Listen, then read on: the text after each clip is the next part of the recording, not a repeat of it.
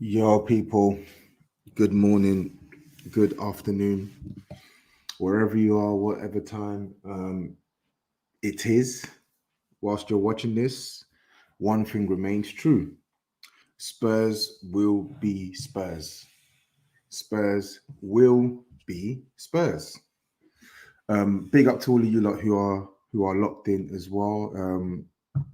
Housekeeping bits and bobs, please. Can you do me a favor? Can you like the video, please? Smash the like button in the video. Subscribe to the channel if you're not subscribed to the channel already. Yeah, please smash that like button. Keep post notifications on. Hit the subscribe button. It all takes a couple of seconds, and it goes a long way for me anyway. But yeah, just help me in those areas where you can, folks, because believe you me, I did not want to do this, right? Yesterday was the easy out for me. I could have just left it as I didn't get to watch the game in real time, so I'm not going to do a post-match reaction, but I want to be a man of my word, and I want to actually get back to making content consistently, right? So that means having to talk about the good and the bad. Last week was good. This week was horrific. I think, if memory serves me well, that is Conte's heaviest defeat as a Spurs manager. I don't think that we've seen Spurs be beaten by a 3-goal margin under Antonio Conte until yesterday. Yeah, I'm gonna go through some comments as well. Big up people in the comments, as I said. As you come in, keep smashing the like button, keep subscribing to the channel, all of that good stuff, man. Thank you. But yeah, no, unless you lot can remind me, I think that's the heaviest defeat Conte's had as a Spurs boss. I'm trying to think of last season. Chelsea, no. Man United, no. Liverpool, no. Even this season, Chelsea 2-2, United 2-0, Arsenal 3-1, then 2-0, Liverpool 2-1. Yeah, Man City 4-2. Yeah, that is actually the heaviest defeat that Conte's had as Spurs manager. So I had to prepare my tea because boy, I'm about to spill the tea on a lot of players today. Yeah, heaviest defeat as Spurs manager. And as fate would have it, it would come off the back of probably our most impressive win of the season when you look at how the team played collectively off the ball, right? But it's typical Spurs. I did my preview and I drew parallels between this season and last season in a sense of where Spurs were, right? Last season we had beaten Man City 3-2 and had the opportunity to go and consolidate on that win. And then we go to Burnley and we lose 1-0. This season, we beat Man City 1-0 at home. We have the opportunity to actually get into the top four because Newcastle didn't win yesterday. We had the opportunity to get into the top four yesterday, and we get hammered 4-1. And it was a thoroughly deserved result for Leicester. I watched the replay back and listen, well, I'll talk about the defending. I'll talk about all the issues with Spurs, but I just want to say to Leicester, fair play, because I've watched a lot of Leicester this season and they have been a shambles. They have really been a shambles for probably, I would say maybe like 70% of this season. But from what I saw just now, I watched the full game back. They were good value for 4-1. And to be honest, I think Harvey Barnes even got robbed. I think he got robbed for his goal that was deemed offside. It didn't look like an offside to me. It was very, very tight. But yeah, they capitalized on our mistakes. And I felt defensively they were rock solid. I'll talk on our front three in a second, but I thought Leicester fires so tight on Harry Kane, even to the point where it got him booked one time, but he did not let Kane breathe. I thought Christensen put Kulu in his back pocket. Again, stay touch tight. I thought Harry Suter, I thought he looked solid as well. I thought Dewsbury Hall and Mendy off the ball, they were really good. They did well to try and close off as much space as possible when our dangerman had the ball in and around Leicester's box. I felt Leicester defensively, they really nullified Spurs. I'll be real. And what's crazy is they nullified Spurs, and yet they didn't let the defensive aspect of their game deter them from inflicting pain on our defenders. Right, every single time they attack, they look dangerous.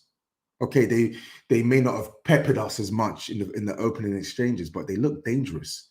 And what makes it annoying is Leicester, maybe the 4-1 sort of flatters them from a scoreline perspective, but in terms of the game state, they were full value for the result. If you look at the stats, I wouldn't call it a battering per se, but they were quite clearly the better side. They created the better opportunities. Their players were far more dangerous than ours. Yeah, they caused our defense way more problems than we caused theirs. So, fair play to Leicester. Fair play to Leicester, because I remember when we beat them the 6-2 result in the reverse, they were the better side for, I would say, probably 60% of that game. I didn't think that was a 6-2 game, but when you have shooters like we do, they can come on and they can win you the game in a drop of a hat. And that was probably what I was relying on yesterday, because I was not expecting Spurs to go to Leicester and keep a clean sheet. I wasn't expecting Spurs to go to Leicester and put in the same defensive performance as they did against Man City, because one, it would be a different type of game, and two, this team just aren't built like that right now. They're just not good enough to do that week in, week out. Not right now, right? So I knew we were going to concede goals, but I was so reliant on the fact that you have Kane, you have Kulusevski, you have Son, you have Richarlison, you have Danjuma. Yeah, you've added Pedro Porro to the team. You have Perisic. You have players offensively that can that can and should have been able to hurt Leicester, and yet we've come out of there scoring one goal, and we only scored from a set piece. Outside of a set piece, Spurs did not really threaten Leicester. We didn't really create many chances. We didn't create any chances outside of that set piece. But anyway, yeah, let me just quickly go through the comments as well. For those who are joining as well, smash the like button on your way in, please. Make sure you're subscribed to the channel if you're not subscribed already. Keep your post notifications on, because I'm going to be doing a preview, AC Milan preview tomorrow with an AC Milan fan, a follower of mine who I've actually been chatting to over the past 2 seasons. So look out for that. That's going to be on tomorrow around probably 5 or 6 o'clock, right?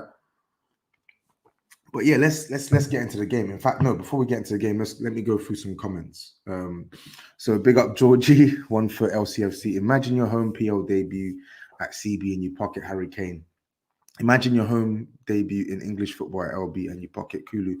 Yeah, I don't think we need to imagine it, because it happened. It happened. I'm seeing a lot of you must. Yeah, you must still stands true. Spurs had to have won yesterday. We must have won, or we should have won. Yeah, you must be beating Leicester, and we've not. So I've got egg on my face. I'm the clown today. So yeah, if you want to rise it on me, rise it on me. Let me just go through some more comments.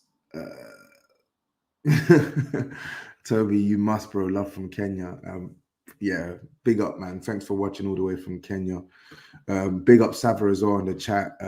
Big up Sava. Sava talks football. He just recently dropped the video on his channel as well, dissecting what happened yesterday as well. So people, check out his page. He makes some really good content, man. Very authentic Spurs content, man. None of this airy fairy nonsense, man. So big up Sava. Let's see what else we got in the comments. Should have been 5-1. Yeah. Yeah. I don't think that goal should have been disallowed. Let's see. Saba puts in a comment. Here's the stat Tobs. Conte has lost as many games as AVB did, but in 3 less games. Yeah, that stat is damning. It's a damning stat, but I also think Conte's highs were higher than AVB's highs, i.e. the top four. But listen, Conte is, yeah, I'm gonna talk on Conte this stream because I'm not impressed at all. I'm not impressed. Eugene says you always beat City and get slapped up the next game. Yeah, welcome to being a Spurs fan, man. Welcome to being a Spurs fan. Welcome to being a Spurs fan. Let me just go through some more comments as well. A lot of hold that in the comments. Talk on Bentancur's injury. Yeah. One Rovers vlog says, is this a Blackburn fan giving me banter? Or is that Bristol Rovers? Wow. Rock bottom. Anyway, people, over 200 of you are in here. Smash the like button. Subscribe to the channel if you ain't subscribed to the channel already. How's the pina colada tasting? Big up, Tobs. I've not actually made a pina colada yet. I don't have my utensils at the moment, but I will be making one soon. I might even make one tomorrow just to take the piss. Let's see if I can get my utensils. Let's see. Yeah. Okay. Cool. I've put it off for a long time, but let's actually talk about this game, right? To put it into perspective, how bad this loss is. Yeah. Leicester's win against Aston Villa was their first win in like 7 Premier League matches, 6 or 7 Premier League matches. Yeah. Leicester have been one of the worst sides in the Premier League, right? Only one team have lost more matches than Leicester this season. Only one team. And that's Southampton. Leicester, West Ham, and Bournemouth are joint second in terms of most losses this season. I don't know if Leicester are turning the corner. They might be. 2 wins straight, 4 goals scored in both their games. They might be turning the corner. But irrespective of how well Suter performed, how well Fires performed, how well Harvey Barnes performed, how much of a baller Maddison is. Maddison is a baller. He always scores against Spurs. He always scores against flipping Spurs. Yeah. Every single Leicester game I've been to at the King Power, I didn't go yesterday.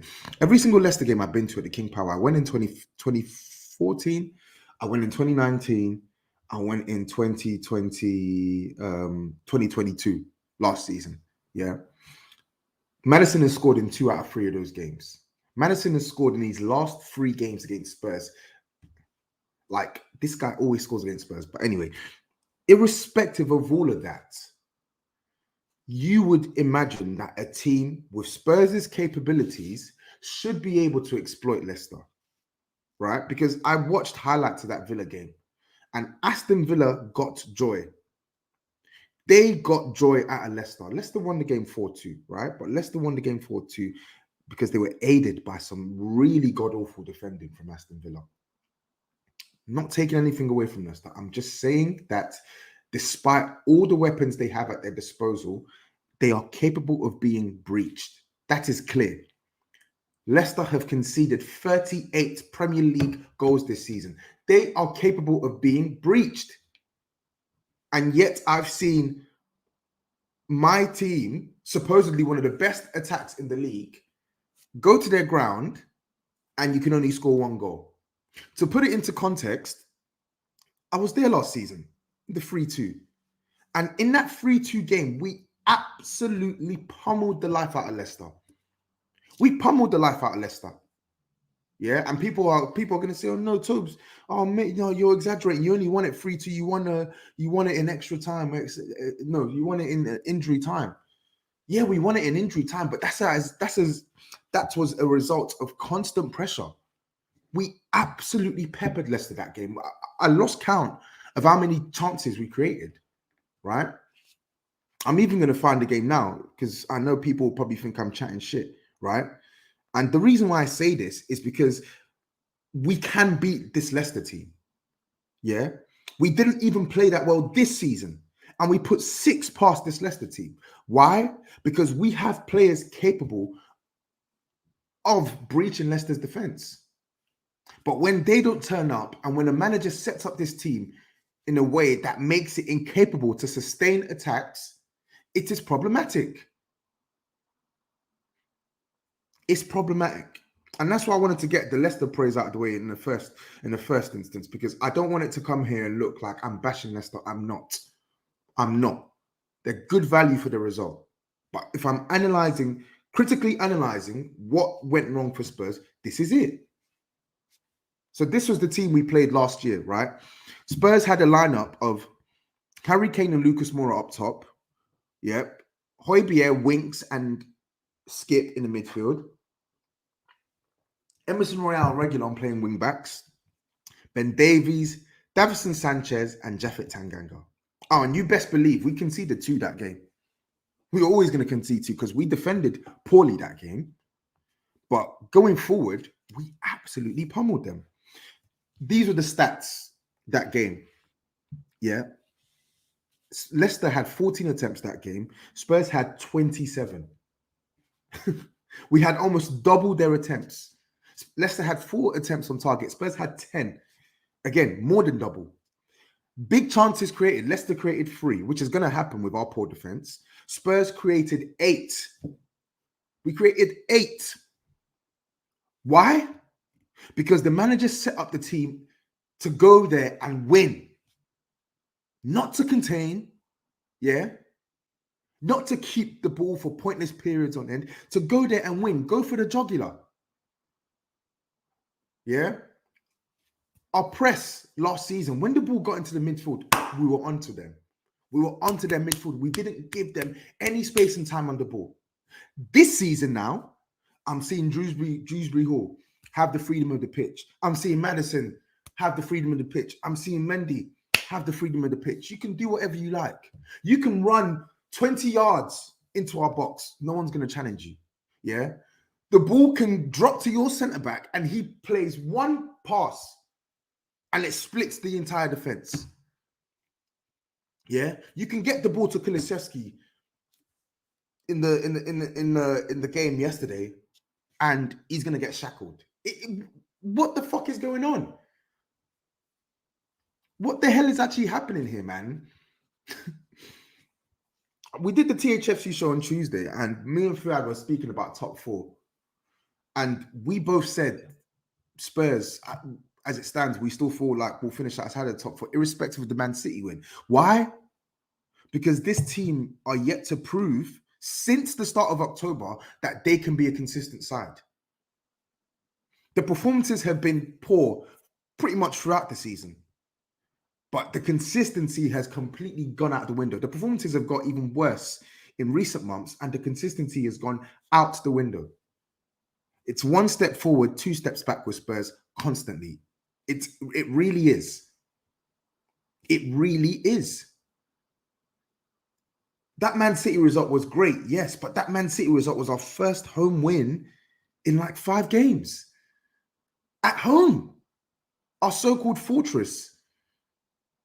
Away from home, yeah, we beat Palace and Fulham. Fantastic. Clean sheets galore. The away game before that, we drew to Brentford. We drew to Brentford, right? We've now lost 4-1 to Leicester. Do you know how embarrassing 4-1 is? That's a beatdown. That's an absolute beatdown, bro.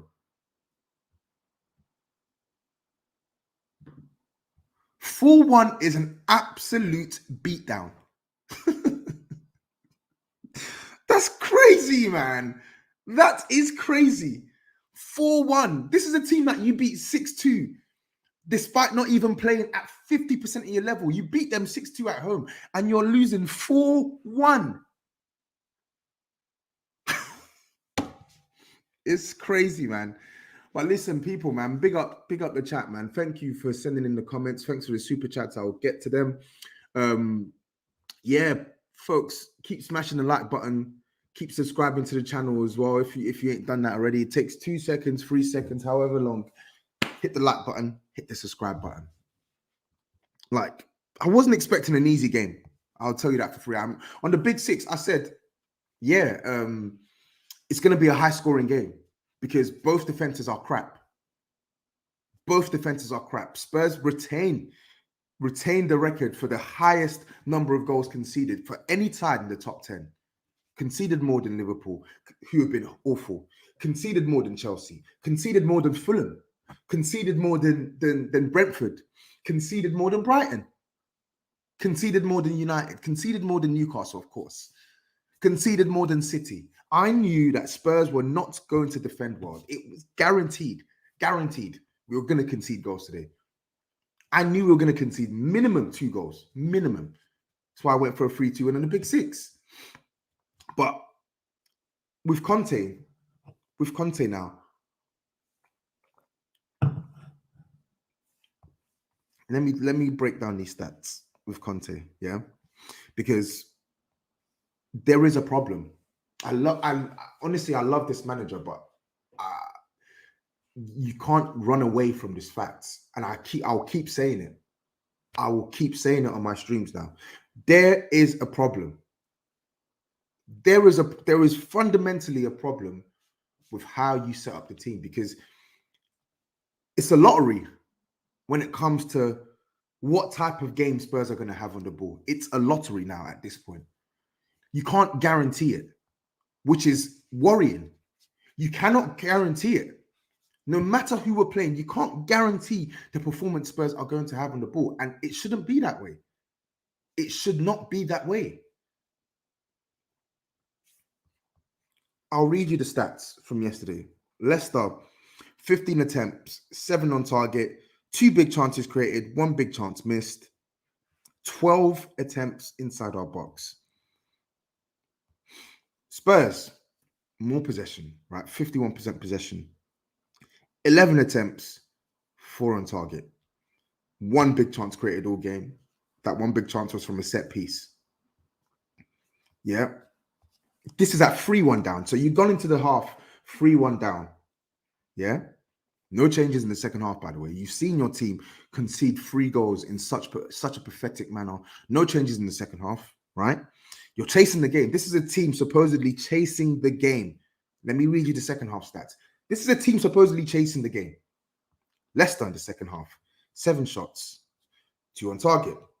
1 big chance created, 1 big chance missed, and they scored 2 goals. Spurs, 56% possession, 4 shots, 2 on target, 0 big chances created, 2 shots inside the box. This is a team that are chasing the game. You expect Leicester to be the ones to drop off and invite Spurs onto them to try and break on the counter-attack, because that's what you do when you've got a 2-goal buffer. That's what you do. It's not Leicester's responsibility to take the game to Spurs. It's Spurs' responsibility to take the game to Leicester. And yet I watched that entire half, that second half, and it did not look like Spurs were going to score, which is crazy. When you have Kane, Son, Kulusevski on the pitch, it didn't look like Spurs were going to score. It didn't look it. Let me take a breather now. Let me go through some comments. Big up Ysav. Conte looks like he's given up and ready to leave. Bro, I agree. I fully agree. Sava says, big up Sava, he says, if anyone says Conte is the best manager we have had, then they clearly don't know our history.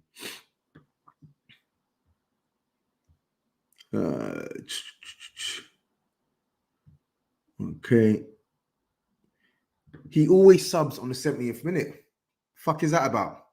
If you can see something is wrong, why do you have to wait until the game is completely dead and buried for you to make changes? I don't understand it with Conte. I just felt like, and I feel like I've seen it too many times now. When we play this way, yeah, it makes it easy for teams to predict what we're going to do, yeah? They can predict our automations. They can predict where we're going to pass the ball to, right? They can predict which players excel in this system, which players don't excel in this system, and they will overload on the areas where the players are the most weak in the system.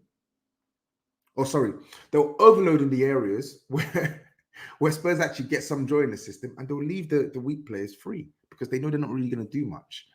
The midfield yesterday, Maddison just running rings. Defense all over the shop. Yeah. Tanganga, we've not seen this guy since Brentford. We played Brentford like a month and a half ago. Yet when Romero's out, Tanganga comes straight back into the team. Where did that come from? Where did that actually come from? Does anyone know?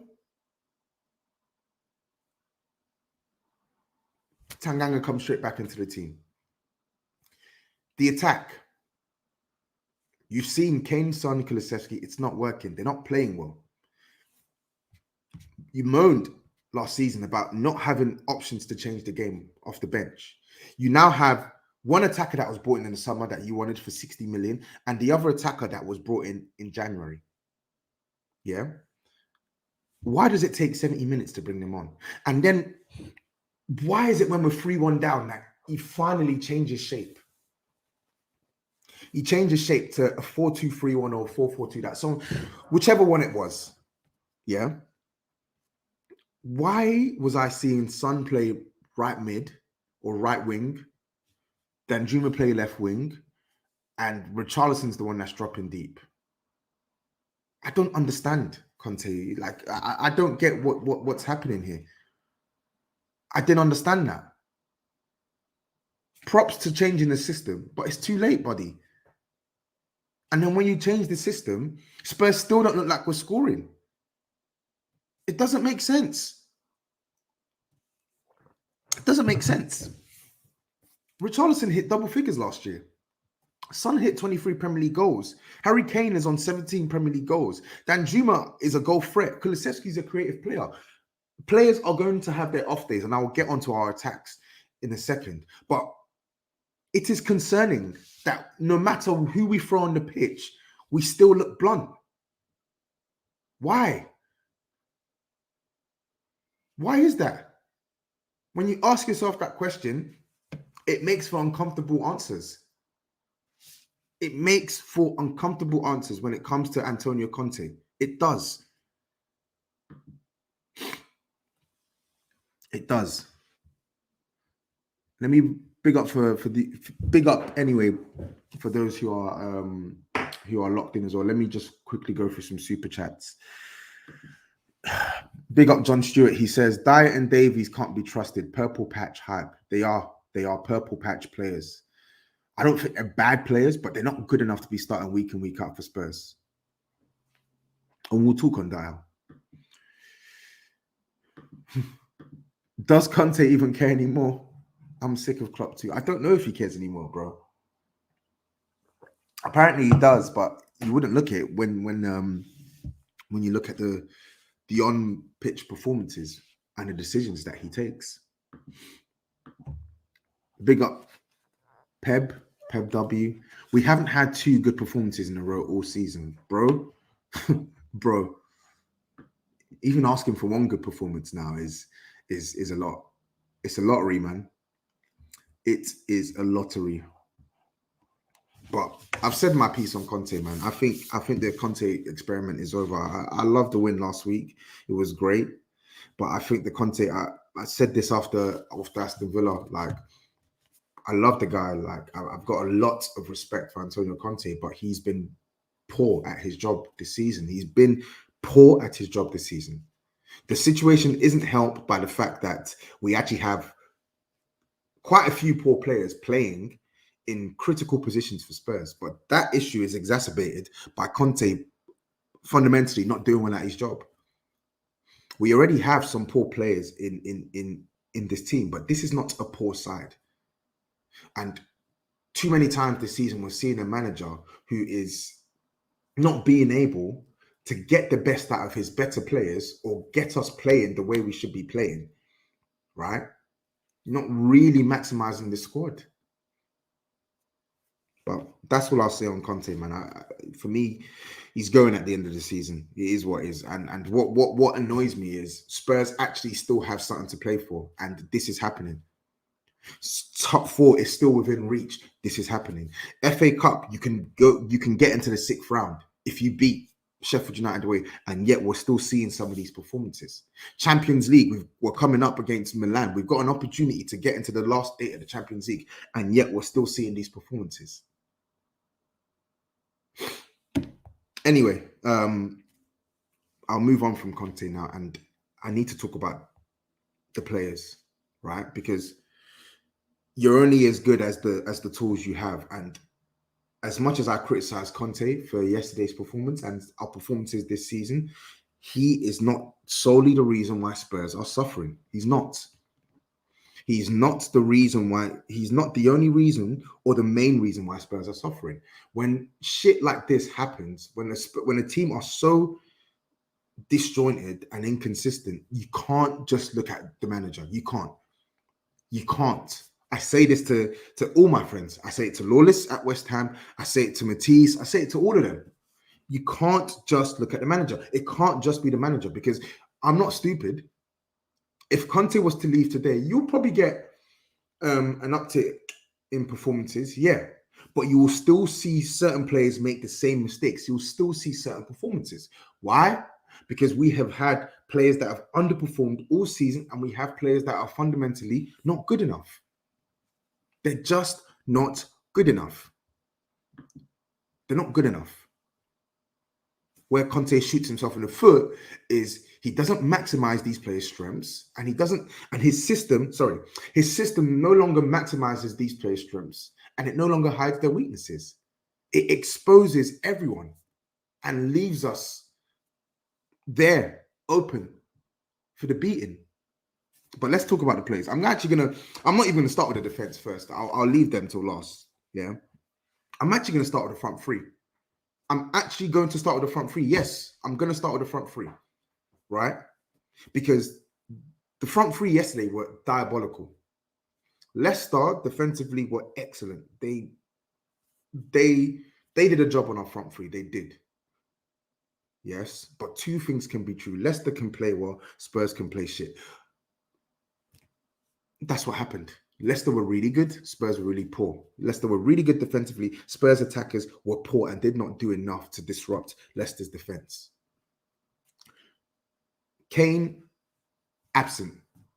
Passing was higgy yesterday. Hold-up play wasn't great. A non-entity in the game. This is the team you scored the most goals against. Yeah, I normally count on Harry Kane rising it against Leicester. I even said in my preview, it's Kane against Leicester. I'm expecting at least a goal. Nothing. He was shit.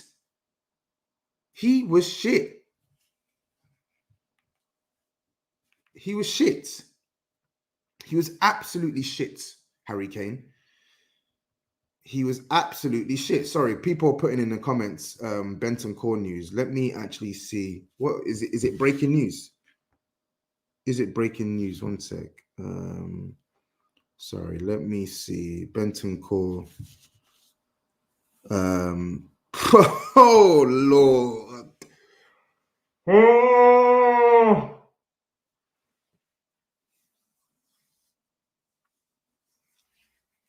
6 months.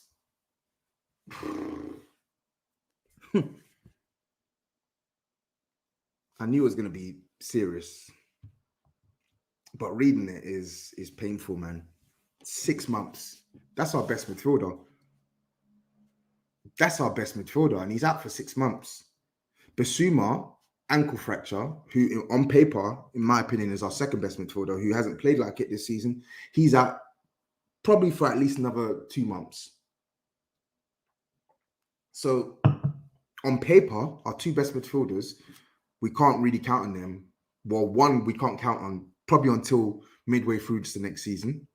The other one, we're probably going to see maybe the last 5 games of the season, which means we are now left with an severely out of form Højbjerg, who was rubbish again yesterday, and a kid in Pape Matar who Conte hasn't really utilized well enough, and 22-year-old Skip who Conte hasn't utilized well enough.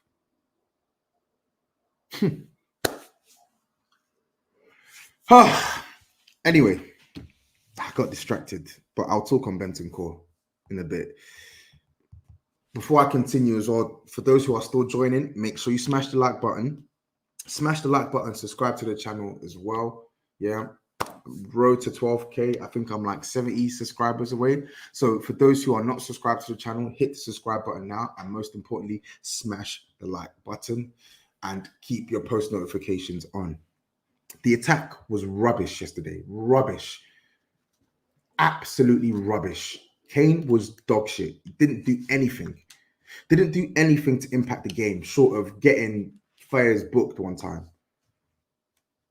Fayez and Suter got aggressive with Harry Kane, and I don't know why he wasn't really. Normally, he's able to have his way with Leicester's defenders, but not yesterday. Not yesterday. Bad. Son, poor.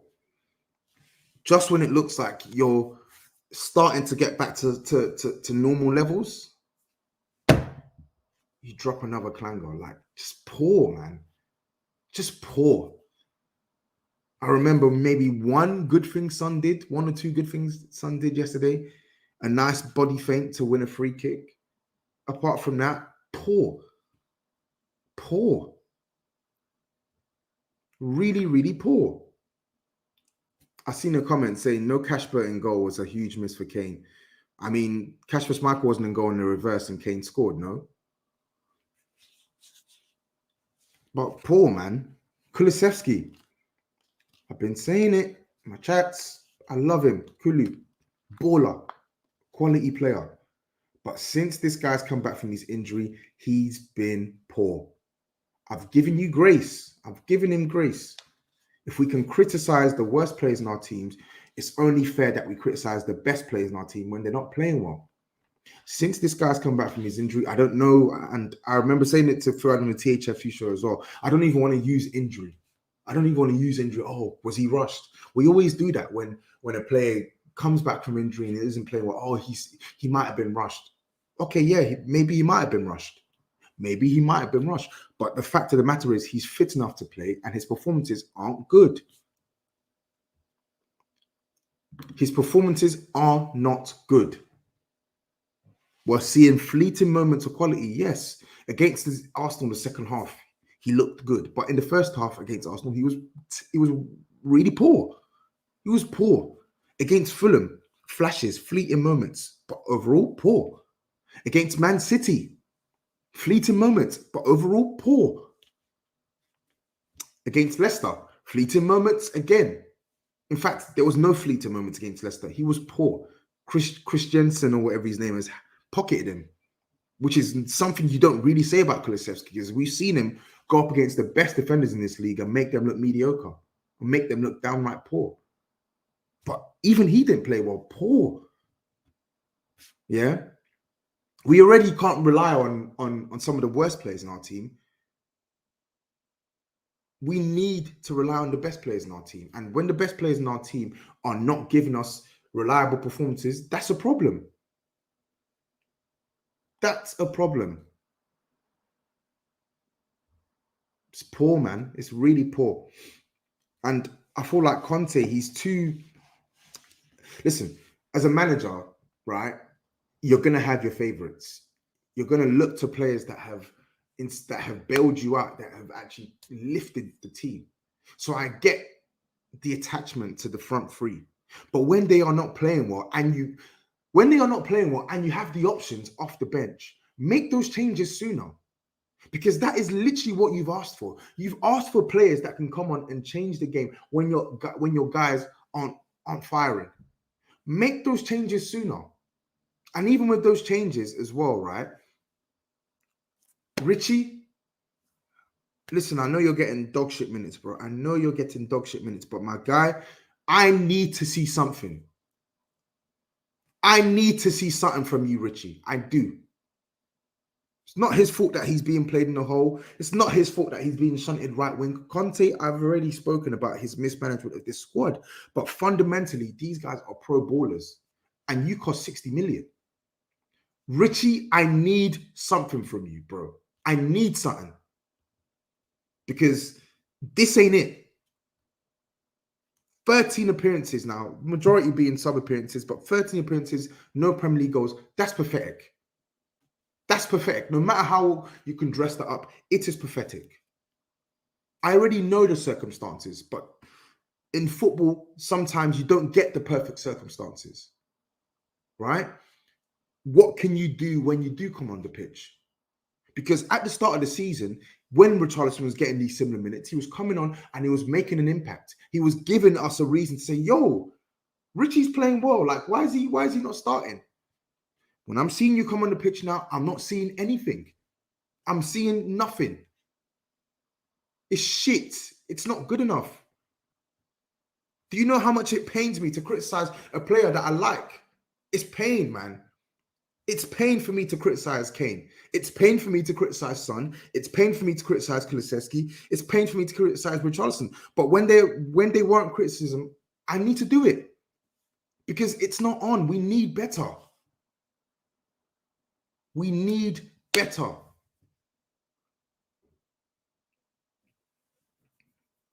We need better. I don't like the revisionism as well. Like, people are looking at his performances and saying, oh, this is what he is. This is who he is. No, it fucking isn't. Don't give me that nonsense. It's not. This is a guy who hit double figures in 3 out of his 4 seasons at Everton. Yeah. This is a guy who came clutch when they needed him to in the back end of last year, despite not playing well, despite playing poorly, in fact, at the first half of the campaign. He rose it. So let's not pretend that this guy's a poor player. This guy is a good player, not playing well. And you need to start scoring. Otherwise, this 60 million is going to be looking real scary. It already is, to be honest. Not for me, but for the casual. For the casual fan, it's looking like poor business. And Richarlison needs to address this. I'm not really going to speak on Danjuma too much because he came on later than Richarlison and he's played, what, twice? It's annoying. I feel for Richie. I actually do, because it doesn't help. When I'm seeing him as the one that's dropping deep to try and get on the ball yesterday, when Kane is staying further up top, it should be roles reverse. I shouldn't be seeing Richarlison in those positions. I shouldn't be seeing Richarlison on the left-hand side. He should be either playing on the left or playing furthest up top. But, brother, I need to see something. I need to see something. I know he'll come good, but for some reason or another, Conte is just not getting the best out of him, and he is not playing anywhere near what he's capable of, even in the flashes. The midfield, Bentancur, I don't even think he had a good game yesterday. I don't think he had a bad game. I don't think he had a good game. He had some good moments, had some average moments, but that's a blow. That's a huge blow for Spurs. It's a huge, humongous blow for Spurs. We are now having to face the prospect of a Sarr and Skip double pivot. These guys have barely played together all season. These guys haven't even completed a full 90 minutes for Spurs. Not once have they completed a full 90 minutes for Spurs this season, I believe. Someone can fact check me on that. But from my memory, I don't think they've completed 90 minutes once. And now they're going to be playing. Now they're going to have to play Champions League football at the San Siro. Okay, albeit against an out-of-form AC Milan side, but it's daunting. It's daunting. Højbjerg. My goodness. I don't know what's happened to this guy's form. Like, everyone knows I got a lot of time for Højbjerg as a professional. I like the way he carries himself. But when he is playing the way he's playing on a football pitch, he's crazy. He's got the bozo gene in him. Yeah. Man City last week, you were really good defensively. Like, on the ball, questionable, but you were good defensively. Against Leicester, just running around like a headless chicken. I remember for the fourth goal, I don't know where he's running to. Harvey Barnes gets the ball. You're already 2 yards in front of him. Why? You're a DM. Where are you going? Where are you going? One turn, and he's got the better of you. And now he's got time to look up, to pick his spot, and to find the bottom corner. Absolute drunkard. I don't know what he's playing at. And even he's suspended for Tuesday. And then we get to the defense. Listen, I don't know who, I can't remember the YouTuber who said it. Maybe it might have been Expressions, or I can't remember who. But holograms. I think someone called Hugo, Hologram Hugo. Bro, Copy and paste that for the defense. Copy and paste that for our defensive unit. They're holograms. How can a rebound from a Fire's tackle cut through our entire midfield and defense and leave Iheanacho one-on-one with Dyer? How is that even possible? How can one clearance from Harry Suter leave Dyer and Iheanacho 1v1 again? And Eric Dyer, my God, this guy is... Eric Dyer has mastered the art of this Alderweireld. I call it the washed up Alderweireld syndrome, right? And let me explain to you what I mean by that. So Alderweireld at his best for me was a world-class defender at Spurs, one of the best defenders I've seen for Spurs, yeah, as a Spurs fan, in my opinion. But when he was clearly declined, when he was dusted, right, Alderweireld didn't have the legs, right? And what Alderweireld used to do is he wouldn't engage. He would jockey. He would damn right let the opposition get into the dangerous area and let them get their attempt off at goal. And that's what Eric Dyer did yesterday. Scary defending. He was petrified of Iheanacho. Make a challenge. Because it benefits nobody to see a defender, yeah, stand off their man and let him come into the danger zone. Iheanacho is basically in our box, and you still don't make a challenge.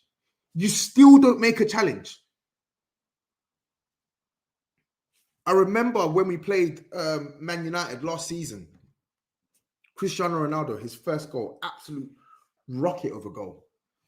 Eric Dyer, that's your man. Ronaldo literally looks up, dribbles. Looks up, dribbles. Dyer still nowhere to be seen. Go and engage. What do you think is going to happen if you don't engage? They're going to get a shot off at goal. And when you've got Fraser Forster, who looks as stiff as a board now, I have to say it, yeah, you don't want the opposition letting off shots. Go and engage, brother. Go and engage. It's scary defending. Spooky. Even Ben Davies, I'll cut him some slack because he was probably the best of all three. But even him, his pass, it was his shit pass. Blind pass that led to the second goal. Yeah. A pass that doesn't even get played into Kane's feet. Kane and Fires run for the ball. Fires wants it more than Kane. Fires was excellent that game, by the way. Wants it more than Kane, wins it there. Bang, goes straight to Iheanacho. Shocking defending. And Perisic, fuck me. Ever since that Brentford game, right, where he was actually pretty decent, this guy has been atrocious for Spurs. I'll say it. He's been atrocious for Spurs. Yeah, he's put in some decent performances defensively, right? I look at Palace defensively, he was all right. I look at Fulham defensively, he was all right. Even Man City last week, I felt defensively he looked okay, but I think he also had help from Son last week. But I'm talking about the overarching package. As a wingback, you have been atrocious. Defensively, you've been pants. And not defensively, offensively, you've been pants. Yeah, right? I already know that I'm not expecting colossal defensive performances from Perisic. Yeah, I know that. You're not coming to the Premier League at 34 years old to shut down wingers. That's not going to be your MO. What I do expect from Perisic is when you have the ball, you play the ball with quality. But what I'm seeing from Perisic since that Brentford game is a shambles on the ball. An absolute shambles on the ball. Big up X as well. Bro, I'm not even seeing. I'm just I'm laughing at how bad these guys are playing. Perisic is literally gifting the opposition the ball. Literally gifting the opposition the ball. It's nuts. When you get played the ball into good positions, you're not actually doing anything with it anymore. It's nuts. He had a great free kick yesterday, and his deliveries on the corners for the first goal were good. But I'm talking about in open play, generally, over the course of 90 minutes, he's making so many poor decisions on the ball and gifting the ball to the opposition. It's not even like you're getting skinned 1v1. You're just careless in possession. Careless. Pathetic. So poor. And he has to play because he's better than Cess. He's better than the alternative. And the alternative is out for 6 weeks now. Shock horror. He's out for 6 weeks now. So Perisic is our only left wing back. Emerson Royale and Pedro Porro on the right-hand side. Pedro Porro, by the way, he didn't have a good game. I thought Harvey Barnes was electric for most parts, but I don't think he was anywhere near as bad as Tim Sherwood suggested. I literally watched the game for 90 minutes, and Pedro Porro was not a 0 out of 10. It wasn't a horrendous debut. It was a shit team performance. And of course, on his individual performance, Pedro Porro wasn't good. Yeah. There was one interception he should have made. He didn't make it. It put one of the Leicester players in behind our defense. There was another one where on the edge of our box, he wins the ball, yeah, and he's careless with it. He gets pressed, 2 players on him, he loses it, right? There was another one where Harvey Barnes breezed past him and Tanganga, who was shit as well, getting sold easily. But I didn't look at that game and think, wow, like this guy's been a shambles. Like, he wasn't good. We can hold that one. Do you get what I'm saying? He wasn't good, and he deserves criticism on his individual performance, but it's his first game in the Premier League. When I saw that video from Tim Sherwood, I was thinking, how bad must this guy have played? How bad must this guy have played? And then I watched the game for 90 minutes and I said, nah, this Tim Sherwood guy is actually a waffler. He's a waffler, bro. He's an absolute waffler. Why didn't I see any of those videos for Dyer? Why didn't I see any of those videos for Tanganga, who wants to be a part-time stripper now? Always going to his knees, always getting sold. Yeah? Why didn't I see any of those videos for Perisic, who was losing the ball left, right, and centre? Højbjerg, who got spun for the 4th goal. It's agenda-driven. That's why I do not buy into propaganda. I have my own opinion, and I stand on my own opinion. If I'm right, I'm right. If I'm wrong, I'm wrong. But I form my own opinion. None of this waffle from Tim Sherwood. And I'm seeing people send me vids of Pedro Porro. Oh, he was shit. Bro, yes, he wasn't good, but please, let's be real. Over the course of 90 minutes, how can Pedro Porro be the bone of contention for you? It's mental. It's absolutely mental. Absolutely mental. I thought the video from Tim Sherwood now, it just looks stupid. Because when I watch the game now, yeah, he didn't play well. He didn't have a good game. But he wasn't atrocious. It just sounded like someone who had a bone to pick. Pathetic, absolutely pathetic. And listen, we're in big trouble with Fraser Forster. We're in big trouble with Fraser Forster. I'm telling you that for free. Listen, I made the mistake of thinking that these old keepers still had enough juice for this season, right? I saw Fraser Forster at Southampton, and I thought, you know what? You're a backup. You can. There's still something left in you. You can give us a little something for one more season. I saw Hugo last year. I think Hugo had a good season, despite the mistakes. I felt he had a good season. He came up big in certain matches. Of course, he cost us in a couple others, but he came up big in certain matches. I thought, you guys both have the juice for one more season. Give us one more season, then we'll address goalkeeper in the summer. But the rapid decline that we've seen from Lloris, and then Fraser Forster, you might as well put a brick in between the sticks. He doesn't move. He's so old. Literally stiffer than a plank of wood. It's crazy, man. It's crazy. It's crazy. I just seen a comment from someone saying we should get David Raya. I'll take him. He looks good. He looks good. Let me just go through some super chats as well. Big up people as well. Make sure you smash the like button. Make sure you are subscribed to my channel. Look out for, turn your post notifications on as well, because I'm doing a Milan preview tomorrow. Big up Sava as well in the chat. He says 2 in the middle every game, even when blatantly being outnumbered. Go 3-1 down at halftime and he changed nothing. Yep. If his name was Jose, our fans would have hounded him out months ago. Not a fan. Fair enough. You cannot begrudge Sava for having this opinion on Conte.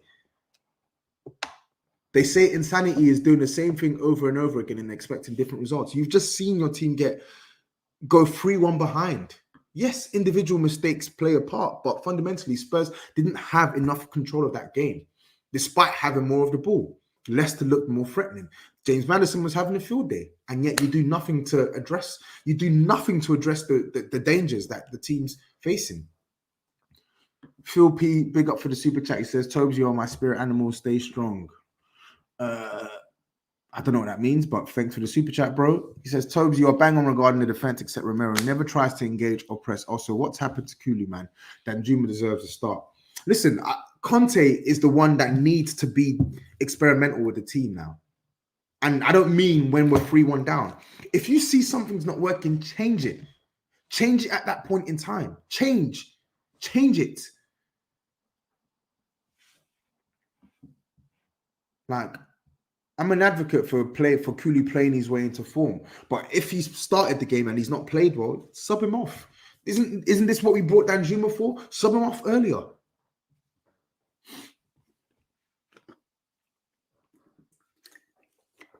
Listen, man. As I said on the THFC show, as it stands, I don't expect Spurs to get top 4. Spurs need to do what they did last season, which is to convince me that you have the consistency required to get top 4, because teams are messing up. Newcastle dropped points yesterday. Newcastle have not won a Premier League game in like 5 or 6 matches, and they are still above Spurs. They haven't won in like 5 games. They're drawing left, right, and centre, and they're still above Spurs. Man United dropped points at home to Leeds, and they are 4 points ahead of Spurs with a game in hand. With a game in hand. Chelsea dropped points in the weekend. Spurs, you don't capitalize. Liverpool, we don't know what's going to happen on Monday. But the point I'm making is, why should I believe that this team are suddenly going to deviate from the performances I've seen for the majority of this campaign? Why? They need to make me believe, because my belief is gone. At the start of the season, my expectation was third. Get third. That's what you should target. You finished 4th last year, go for third. If you can't get third, get 4th. Minimum Champions League, minimum expectation. Now, it doesn't look like a possibility. Well, it is a possibility, but it doesn't look like a likely possibility. And that is what irks me the most. That's what irks me the most. It's right there. It's literally right there. Don't tell me that Spurs don't have the capacity to get top 4. When I'm looking at Newcastle fielding an attack of fucking Almiron, St. Maximin, and Callum Wilson, who got injured, I can't even remember. Don't tell me that Spurs don't have the capacity to get top 4. We have a top 4 caliber squad in the attack. We don't have a top 4 caliber. We don't have a top 4 caliber defense, and our midfield isn't top 4 caliber. But when you look at what the manager supposedly meant to do this season and the attacking players that we have at our disposal, we have enough to get top 4, and yet we're fucking it up. Sorry, excuse my French. It's nuts, man. It's embarrassing, but that's what I'm going to say on this matter. Anything else, I'll say for the Wolves. No, the Milan preview tomorrow. People, turn your post notifications on. Make sure you subscribe to the channel. Enjoy the rest of your Sunday. Eat some nice food. Don't stress about Spurs. I know it's very hypocritical when you just see me go on a tirade, but don't stress about Spurs. Yeah, I'm going to go through some more comments and then I'm going to close the stream so you lot can go and watch the United game. Let's see. Let's go through some comments.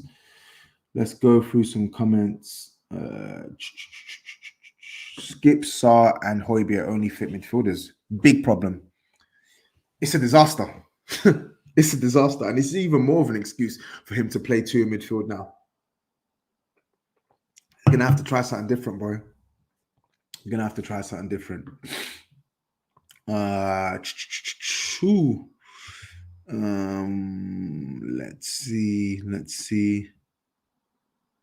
Let's see. Bad decision to play Tanganga and Porro. The Tanganga one came out. No, I would have played. You know what I would have done? I would have played Eric. I thought he was going to play Eric Dyer right centre back, right? Play Longley centre back, and play Ben Davies left centre back. If you're going to play a 3-man midfield, but listen, I'm going to stop reading comments anyway. People, smash the like button, subscribe to the channel, turn your post notifications on, and I'll speak to you tomorrow. Take care, bless up, and enjoy your Sundays.